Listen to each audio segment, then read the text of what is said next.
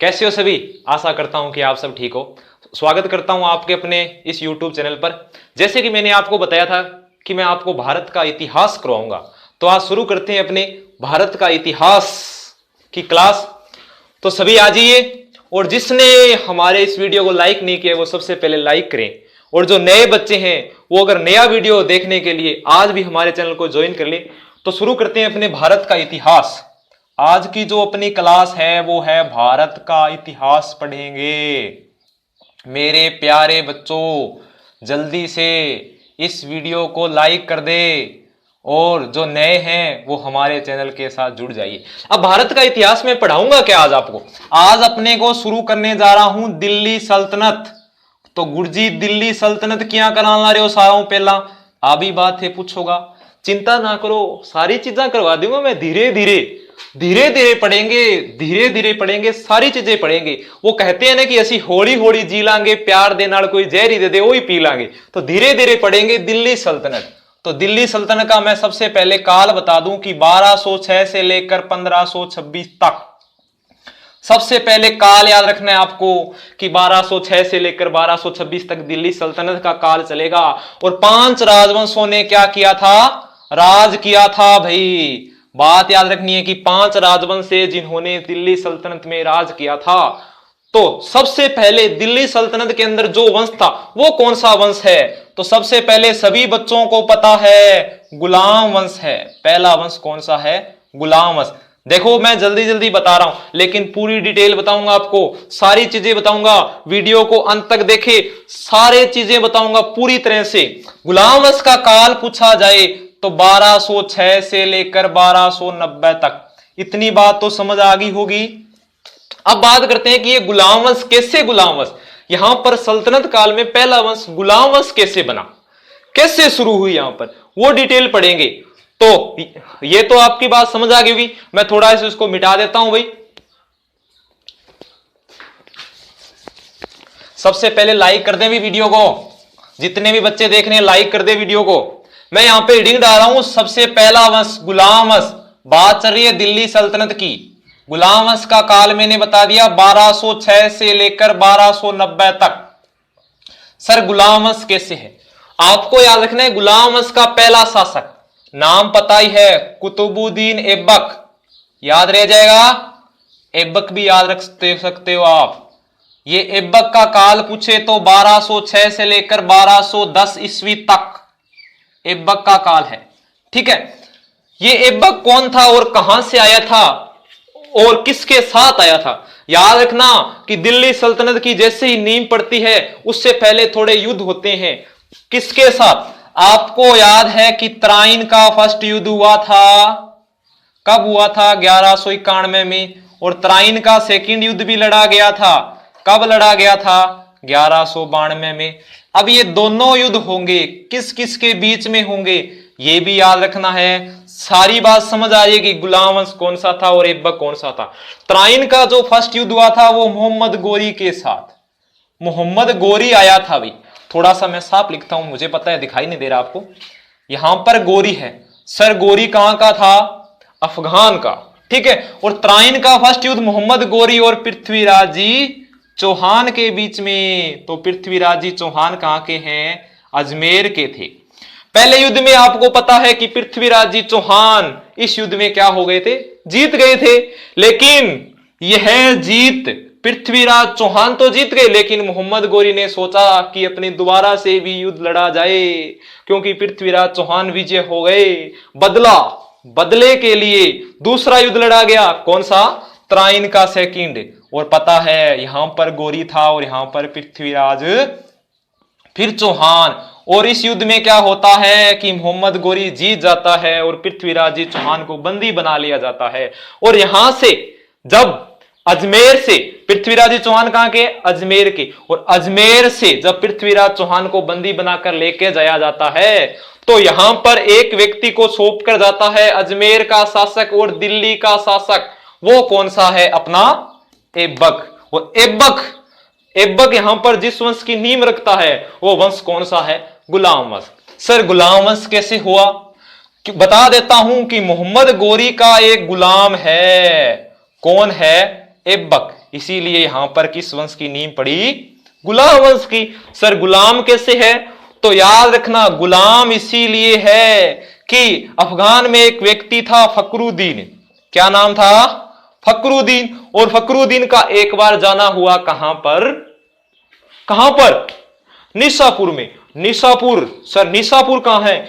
Nishapur है Iran में। Iran में गया और वहां से एक व्यक्ति को खरीद कर लेके आया, क्योंकि ये गुलाम मंडी है, गुलाम में गुलाम खरीदे मिलते हैं भाई, बेचे जाते हैं, खरीदे जाते हैं। वहां से ऐबक को खरीद कर लेके आ गया और मोहम्मद गोरी के पास, और मोहम्मद गोरी ने इसको अपने घोड़ों का सूबेदार बना दिया, घोड़ों का जो भी रखवाला है वो बना दिया, और धीरे धीरे ये मोहम्मद गोरी के करीब हो गया। इसी कारण तो अजमेर का शासक और दिल्ली का शासन दे के गया मोहम्मद गोरी।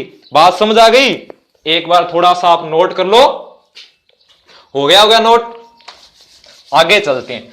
देखो भाई गुलाम वंश की नींव बता दी मैंने, अब बढ़ते हैं भी ऐबक के बारे में कि ऐबक ने यहां पर कैसे कैसे शासन चलाया, ठीक है, उसके बारे में थोड़ी सी बात करेंगे।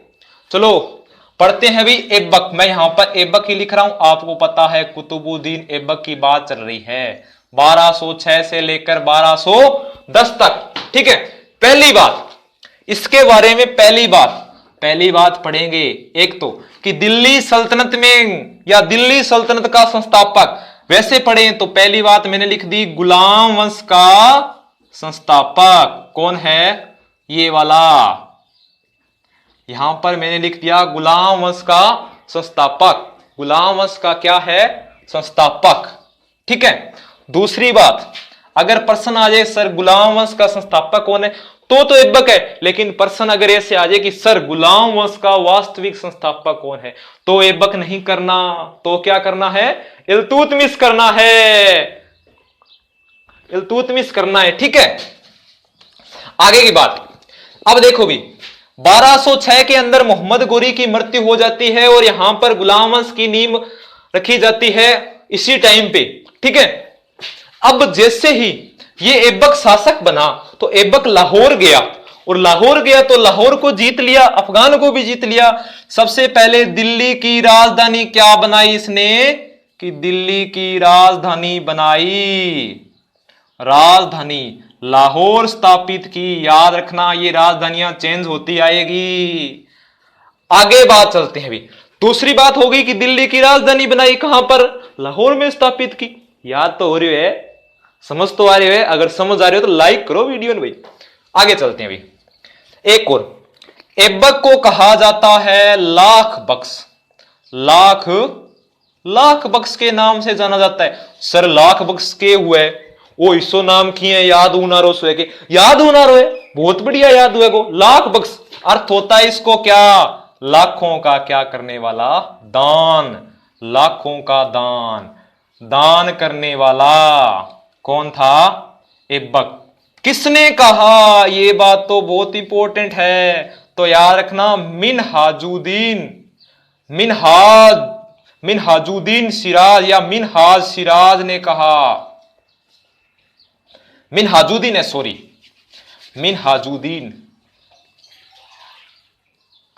मिनहाजुद्दीन सिराज ने इस नाम से पुकारा। किसे? ऐबक को लाख बख्श के नाम से पुकारा। इसको और भी कहा जाता है, जैसे चंद्रमा का देवता भी कहा जाता है, लेकिन ये वाली इंपॉर्टेंट है, लाख बख्श, ठीक है। आगे चलते हैं भाई।